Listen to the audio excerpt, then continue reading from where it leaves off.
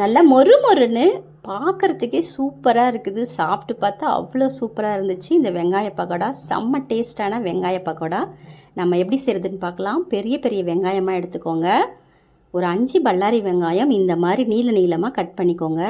இதில் கொஞ்சமாக உப்பு, மஞ்சள் தூள், கரம் மசாலா இதையெல்லாம் சேர்த்து நல்லா பிசைஞ்சு விடுங்க. வெங்காயத்தில் எல்லா இடமும் படுற மாதிரி நல்லா பிசைஞ்சு விடுங்க.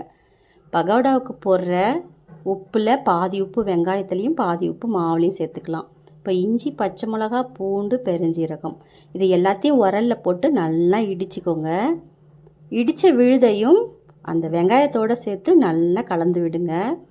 எல்லா இடமும் படுற மாதிரி நல்லா கலந்து விட்டுட்டு இப்போ ஒரு பிளேட்டில் 1.5 கப்பு கடலை மாவு, 2 ஸ்பூன் அரிசி மாவு, கொஞ்சமாக உப்பு, கொஞ்சமாக தனி மிளகாய்த்தூள் சேர்த்து நல்லா கலந்து விட்டுட்டு ஒரு குழிக்கரண்டி கொதிக்கிற எண்ணெயை அப்படியே ஊற்றி விடுங்க. இந்த மாதிரி பொங்கி வரும். இப்போ ஸ்பூன் வச்சு நல்லா கலந்து விட்டுட்டுங்க.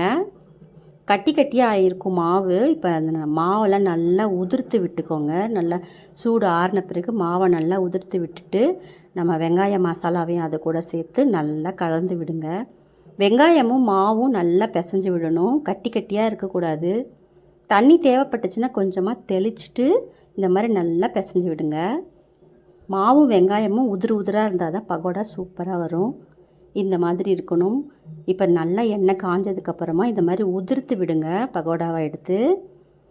இப்போ நல்லா இப்படி பெரட்டி போட்டுட்டு வேக வச்சு விடுங்க. இதில் ஒரு 2 கொத்து கருவேப்பிலையும் உருவி போடுங்க. சூப்பரான டேஸ்டான பக்கோடா ரெடி. கண்டிப்பாக செஞ்சு பாருங்கள். தேங்க்யூ.